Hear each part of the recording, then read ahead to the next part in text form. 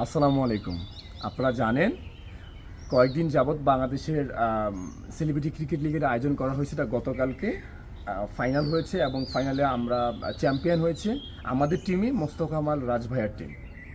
যে বিষয়ে কথা বলার জন্য আসছি, হ্যাঁ, মারিয়া মিমকে কোন টিমে নিয়েছে সেটা আমি জানি না, আর আমার জানার দরকারও নাই। কারণ কি, ওর মতো নষ্ট লোক ওখানে প্রবেশ করে না, এই জন্য জানার কেউ দরকার নাই। এখানে জানছে কারা? সাংবাদিক ভাইয়েরা।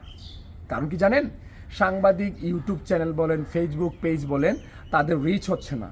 এখন তার তো হট বডি আছে, সেক্সি বডি আছে, ওই পেট দেখাইতে পারে, সেক্সি নাভি দেখাইতে পারে, হ্যাঁ, ছেলেদের উত্তেজনা বাড়াইতে পারে। তার জন্য তাকে দলে বেরিয়েছে এবং সে মাঠে প্রবেশ করেছে। কারণ কি ভাই, কেন বললাম? ক্রিকেট হচ্ছে সৌন্দর্য, ভালোবাসার জায়গা, আবেগের জায়গা। এখানে নষ্টর কোনো স্থান নাই, একদমই স্থান নাই। আমি যদি ম্যানেজমেন্টের লোক থাকতাম, তাহলে ওর মতো নষ্টমায়াকে আমি কখনো মাঠে প্রবেশ করে দিতাম না। ভাই, তোর থেকে ভালো ভালো অ্যাক্টরস মাঠের মধ্যে প্রবেশ করছে, মাঠের মধ্যে। এটা ইউনো দ্যাট, আপনারা যারা দেখেছেন তারা বলতে পারবেন। কিন্তু ওর মতো নষ্ট প্রকৃতি কোনো মানুষ আর ওখানে নাই।